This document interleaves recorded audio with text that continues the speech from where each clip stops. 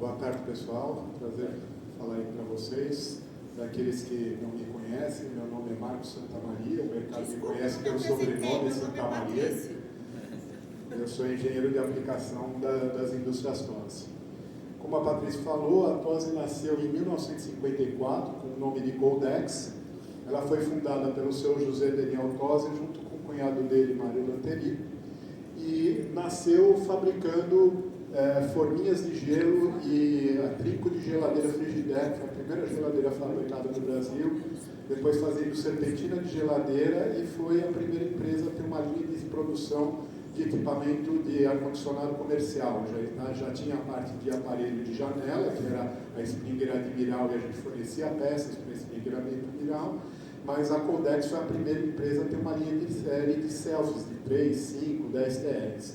Isso propiciou uma divisão do mercado. Até então, ali na década de 60, tinha poucas empresas de ar-condicionado, porque era tudo muito verticalizado. Tinha que fazer o projeto, construir o equipamento na obra, fazer a instalação, fazer tudo.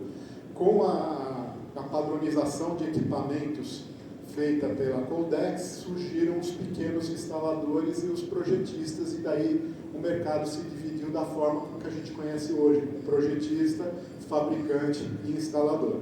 Isso tudo foi graças à Coldex. Aqui vocês veem o início em 1954, aqui já a fábrica em 1970. Para vocês terem uma ideia, essa fábrica tinha a segunda maior ferramentaria do Brasil, ela só perdia para a ferramentaria das indústrias automotivas. Essa fábrica ela foi vendida para a Trane em 1972, e a Trane ficou com o nome Coldex Trane, porque o nome Coldex era muito mais forte no Brasil do que o próprio nome Trane, que era da maior. Trane e Carrier eram sempre as duas maiores empresas de ar-condicionado do mundo na época. Mas dentro do Brasil o nome Coldex era muito mais forte do que o nome Trane. Então ela manteve o nome Coldex Trane por um tempo, para só depois tirar o nome Coldex e ficar só Trane, mais ou menos como o Santander fez quando comprou o Banespa. Ficou Santander Banespa para só depois tirar o nome Banespa. Quando os sócios venderam essa fábrica aqui para a Trane, eles tiveram que assinar um contrato de 5 anos que eles não poderiam montar uma outra empresa de ar-condicionado. Durante 2 anos o seu TOSI ainda foi diretor da Trane no Brasil, mas ele tinha um empreendedor muito forte, e em 1974 ele saiu, e em 1975 ele montou a Tropical. A Tropical foi também a primeira empresa de difusão de ar no Brasil. A Trox, que é líder mundial em difusão de ar, só veio para o Brasil uns 2 anos depois do que a Tropical. Tanto que nos projetos ali de ar-condicionado da década de 70 sempre saiu o nome Trox e Tropical como nome referência aí para difusão de ar. Aqui eu quero voltar um pouquinho, voltar nesse slide. Se vocês entrarem no site das indústrias TOSI, vocês vão ver lá um link aqui ó, EAD, vocês vão clicar. Nós temos 2 aulas de EAD, não é bem um EAD, é um webinar, tá certo? Para ensinar um pouco para vocês como é que funciona sistemas de expansão indireta, de água gelada, para quem está acostumado a só trabalhar com split, VRF, sistemas de expansão direta. Não tem a intenção de ser um curso profissionalizante, mas dá uma série de dicas interessantes para quem quiser começar a trabalhar nessa área e daí buscar outra instrução mais completa dentro dessa área. As aulas têm mais ou menos aí 1 hora, 1 hora e 10. No final tem 5 perguntas e ainda sai um certificado de participação ali no EAD. Então, hoje as indústrias TOSI tem diversos segmentos. A Tropical, que é a divisão de difusão de ar, então tudo que você puder imaginar de grelhas, difusores, dampers, atenuadores de ruído, tudo isso é feito pela divisão Tropical das indústrias TOSI, primeira empresa a fabricar esse tipo de componentes no Brasil. Depois nós temos uma divisão chamada Jellyfish, que é a divisão de água quente das indústrias TOSI, onde a gente fabrica iniciou fabricando ali no ano 2000 bombas de calor para aquecimento de piscina, e depois evoluiu também para bombas de calor para temperaturas mais altas, para aquecer água de centrais térmicas, água para uso em torneiras, chuveiros, etc., com temperatura de armazenamento maior, pode ser 55 ou 70 graus de armazenamento. Lançamos recentemente ali uma bomba de calor água a água, essa bomba permite você transformar qualquer instalação de água gelada num hotel, num hospital, que tem demanda simultânea de água gelada e água quente, numa instalação com recuperador de calor. Você não precisa trocar o chiller para pôr um chiller com recuperação de calor. Você liga esta bomba de calor e você vai ligar ela. A gente tem todo um esquema hidráulico mostrando como fazer a ligação dela, e você vai aproveitar parte do calor rejeitado pelo sistema de ar-condicionado para produzir água quente, e com isso você traz uma economia muito grande ali no consumo de gás para esquentar água para o consumo em hotéis e hospitais, onde você tem um sistema de água gelada. E finalmente a divisão de ar-condicionado, que é a divisão das indústrias TOSI. Nelas você vai encontrar toda a linha hospitalar, fancolete hospitalar, fancoil de conforto, chillers, equipamentos de expansão direta, rooftop, self-condensação a ar, condensação a água, espritão. Temos toda uma linha de precisão para alto fator de calor sensível, para data centers e eletrocentros. A parte aí de missão crítica de indústrias farmacêuticas, hospitais, as UTAs. Esse é um equipamento que ele é totalmente customizável. Aquilo que o projetista colocar no projeto em termos de pressão estática, níveis de filtragem, recuperação de calor, umidificador, reaquecimento para controle de umidade, tudo aquilo que ele quiser colocar, ele faz o projeto, a gente transforma isso em realidade. Durante a pandemia, a gente também criou aqui um equipamento, um filtro aqui, H13, filtro absoluto, que ele pode ser utilizado tanto para fazer a recirculação do ar do ambiente, deixar o ar com menos material particulado, como existe uma norma que é para instalações hospitalares, que é a 7256, que fala que você tem que ter pressão negativa nos quartos de isolamento de doenças infecciosas. Então você pode, aqui vocês veem um colarinho, você pode colocar, ver que é com rodinha, colocar no quarto, pôr esse colarinho, faz um furo ali na janela e você expurga esse ar. Só que a própria norma estipula que você tem que filtrar esse ar antes de expurgar, porque senão ele pode ser captado por uma tomada de ar exterior próxima e reintroduzir o vírus para dentro do hospital. Então ele tem que passar por um filtro absoluto.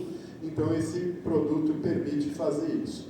E a gente tem ali os fancoletes hospitalares, que com a revisão da norma 7256, foi uns 2 anos atrás, hoje praticamente todos os ambientes hospitalares você tem que ter pelo menos 2 níveis de filtragem, pelo menos um G4 ou um N5. E alguns daí você já vai para o F8 ou H e etc. coisa. Então esse tipo de equipamento permite você ter todas as filtragens. Ele tanto tem as versões de 1, 2 e 3 TRs, que seriam as vazões de 680, 1260 e 2000 e pouco de vazão. Ele tanto pode ser de expansão direta, e a gente fornece a unidade condensadora, como de expansão direta de água gelada. Né? E daí pode também ter resistência de reaquecimento, ter serpentina de reaquecimento para controle de umidade, e aquilo que quiser colocar no equipamento a gente pode fazer.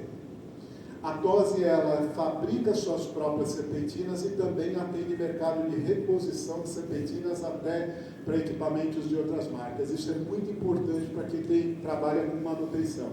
Hoje, se a gente quiser ligar para cá, ele taxe, treine e pedir uma serpentina, eles vão dar uma canseira desgraçada para orçar e outra para fornecer serpentina. A gente, depois que eu aprovar o projeto técnico, produz uma serpentina normalmente em 2 semanas, em 15 dias, aí a serpentina está pronta. Então isso para quem lida com manutenção faz uma diferença grande. A gente já forneceu serpentinas para os chillers da Carre e do Centro Olímpico do Rio de Janeiro. Ficou tudo deteriorado lá para a Maresia, eles tiveram que trocar a serpentina, não compraram da Carre, compraram da gente. Nós temos toda uma linha de chillers e nós fazemos também uma parceria com uma empresa americana chamada Multistack. Ela é líder mundial na produção desse tipo de equipamento, que são chillers modulares, para você conseguir substituir um chiller num lugar que o chiller velho vai ter que ser picotado para sair, e você tem que entrar com um chiller modular, e a partir de módulos de menor tamanho você faz um chiller de grande capacidade e consegue fazer o retrofit. E ela foi também uma empresa precursora na utilização deste compressor, que é o Danfoss Turbocore, que é um compressor centrífugo de bancais magnéticos, que vocês devem ter visto aí na apresentação aí da Trimatrix, falando desse compressor. Tá? A TOSI foi a primeira empresa a produzir chiller no Brasil utilizando esse compressor através da parceria que ela tem com a Multistack. Ela apresentou isso na Febrava de 2009. E agora vamos falar do tema principal da palestra, que é o quê? É a questão do desafio de climatização de data centers para inteligência artificial, que está entrando aí com tudo. Então, o que você tem aqui? Você tem problema de superaquecimento de escala, você tem que ter aqui muito calor sendo gerado.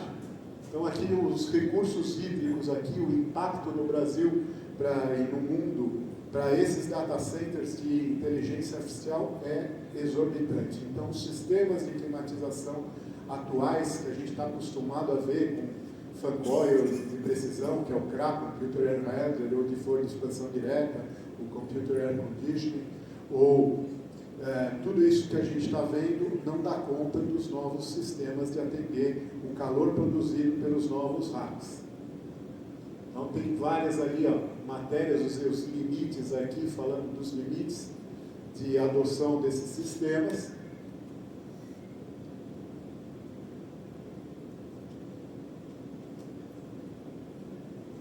E aqui dá para ver mais ou menos o que está acontecendo em termos de densidade, tá? A gente ainda está mais ou menos nessa faixa, que a grande maioria aqui está nessa faixa de racks de 10 a 14 quilowatts por rack, e 87% do mercado ainda está trabalhando com racks de até 30 quilowatts, mas nós estamos entrando nessa faixa aqui com racks podendo chegar até 100 quilowatts de capacidade. Isso é muito calor para ser removido do ambiente.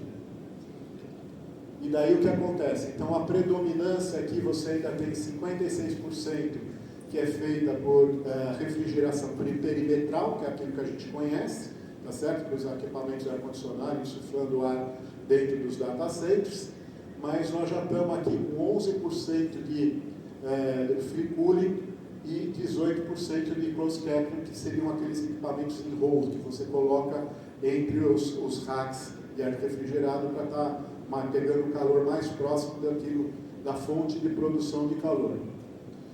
E aqui a gente está vendo os limites, então, que a gente tem para sistemas de ar-condicionado. Então, quando a gente fala aqui com sistemas convencionais a ar, que é o que a gente estava acostumado, você vai para uma CPU ali, um servidor de até 300, 400 kW, porque você vai esse servidor vai dar dentro de um rack que você pode ter até 40 servidores deles.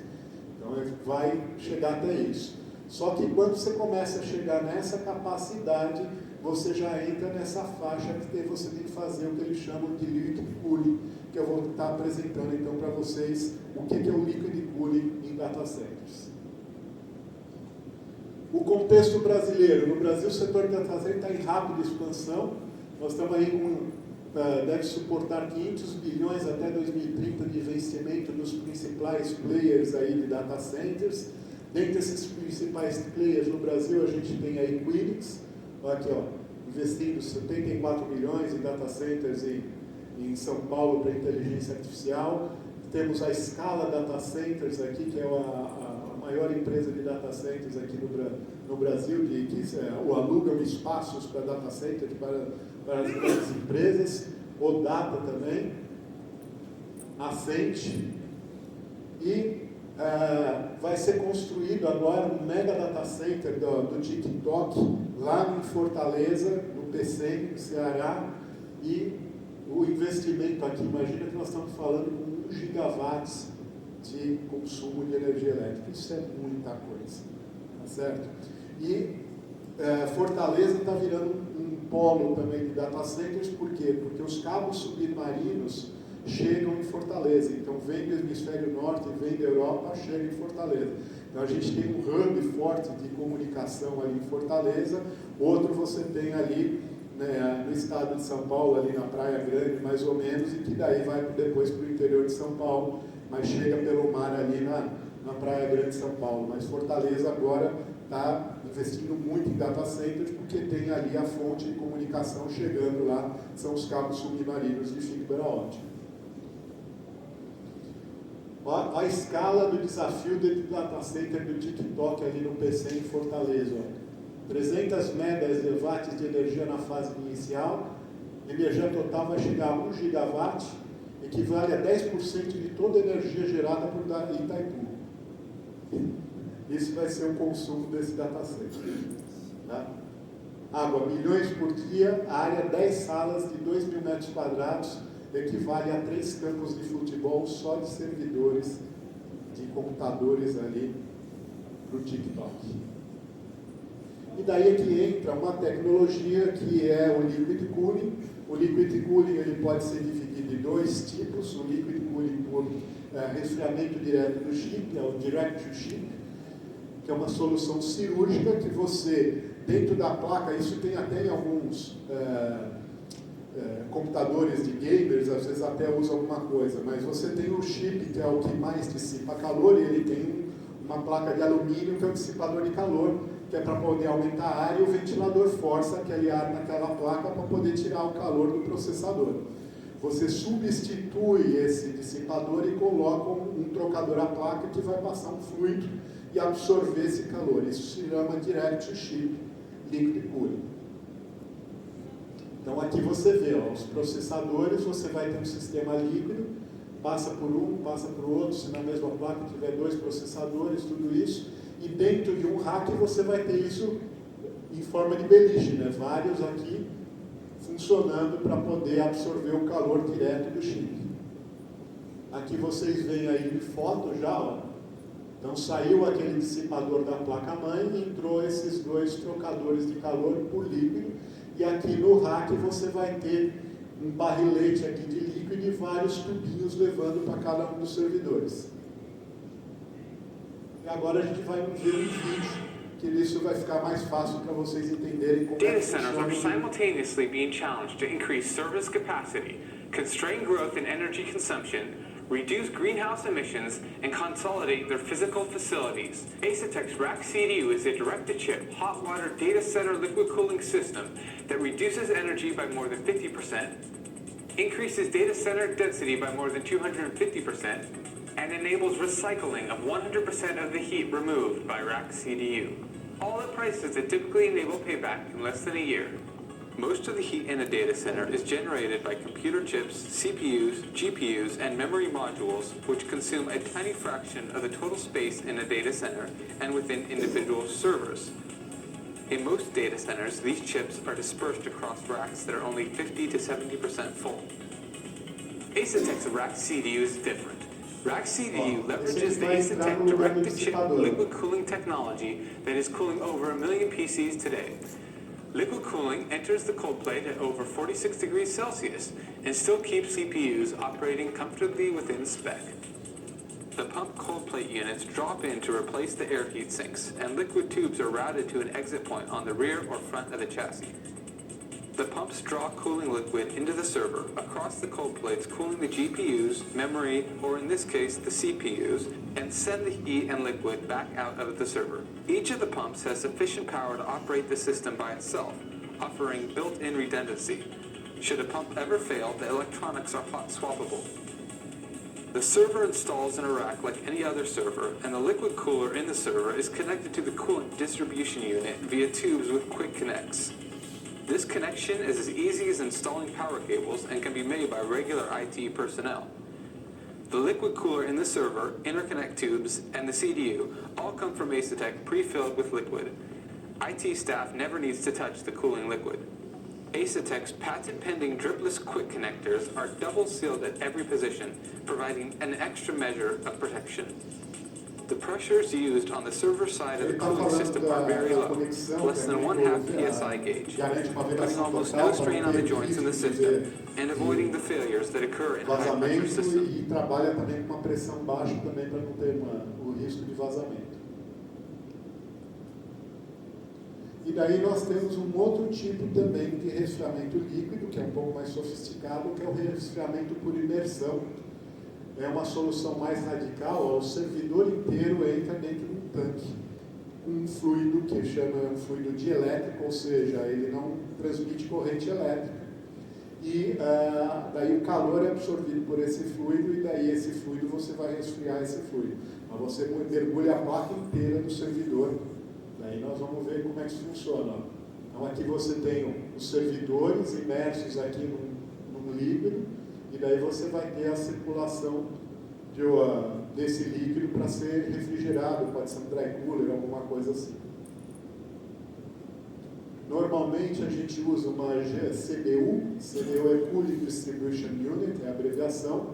Então aqui você tem um tanque e aqui você põe um sistema de água gelada, por exemplo, um trocador à placa, porque daí o fluido que vai aqui é diferente do fluido que vai aqui, até porque esse é um fluido muito caro, então você não quer circulando por bomba, chiller, tudo isso. Então você separa, e também para poder trabalhar com uma pressão baixa para não ter riscos de vazamento, aquela coisa toda. Porque a CDU tanto pode alimentar o sistema de immersion cooling, como pode alimentar o sistema de direct to chip. E tem também um sistema que aqui você circula e já resfria, mas não houve mudança de estado ali desse líquido onde o servidor é mergulhado.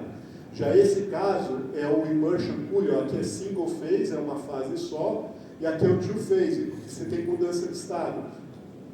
Aqui esse fluido dielétrico ele evapora, vira vapor, e daí você esfria ele e ele volta para líquido. Então ele é chamado de immersion cooling two phase, que você tem mudança de estado.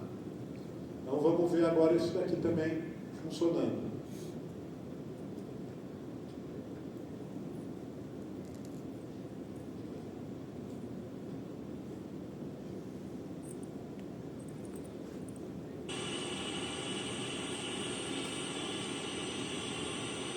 Esses são os tanques que vão estar nos servidores imersos. Daí não é mais um armário vertical, né? Ele já é um...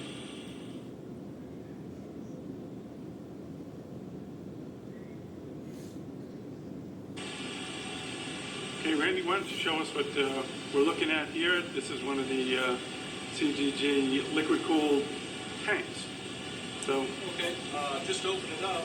Inside, this is the equivalent of a 42U rack turned on its side. Olha quantos servidores aqui, ó. Cada placa dessa é um servidor. The liquid cooling itself is actually floating through here. We have a device in the background that is a pump module. It's basically a large heat exchanger that takes the heat from the oil through a heat exchanger and moves it into chilled water. We are in average production here today. You can see the oil as it moves across. Falando da introdução, esses cabos são os cabos de comunicação ou os cabos de eletricidade.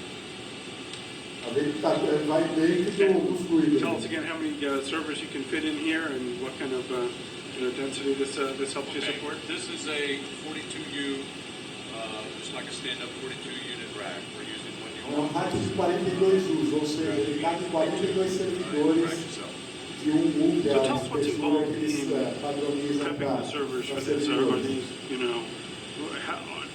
The servers themselves different? You have to make modifications?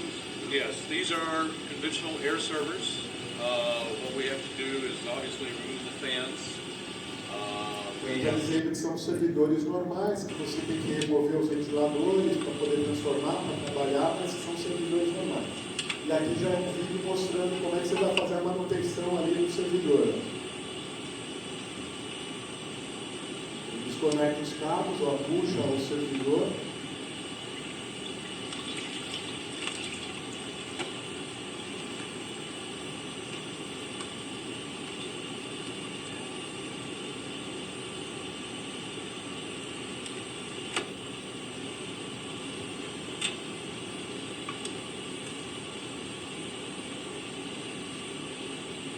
Ele está tirando uma placa de memória, alguma coisa. Tirou, trocou, colocou de volta.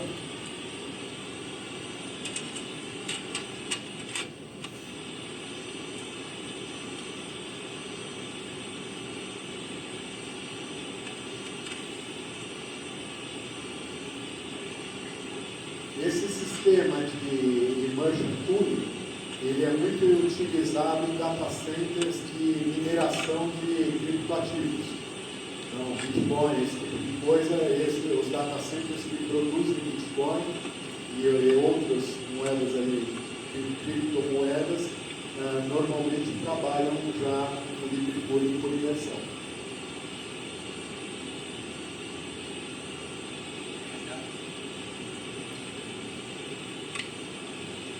Thank you.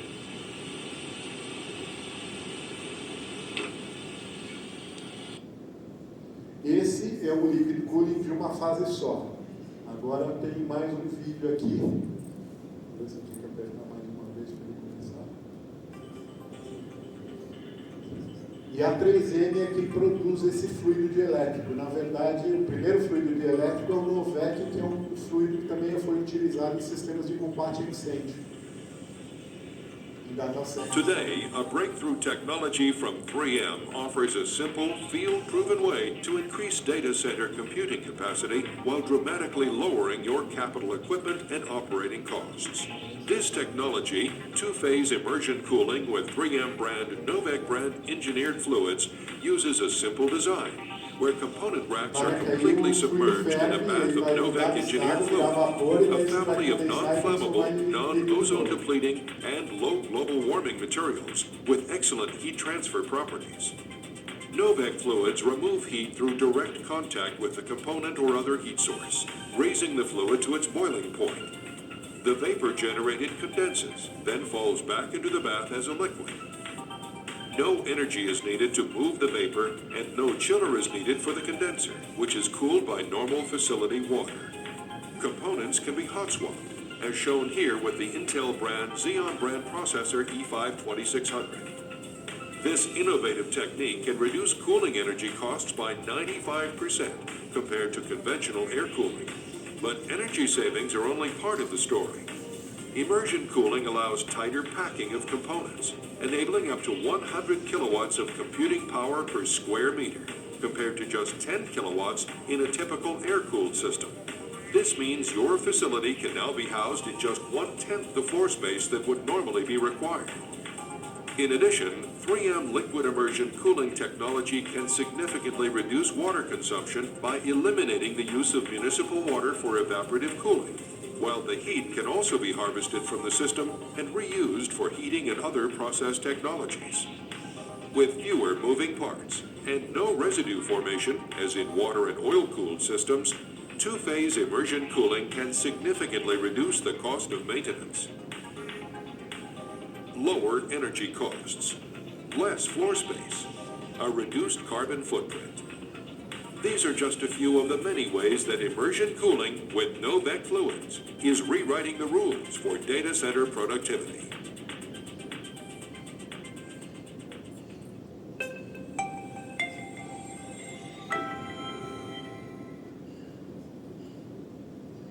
Então, conclusão da história, tá?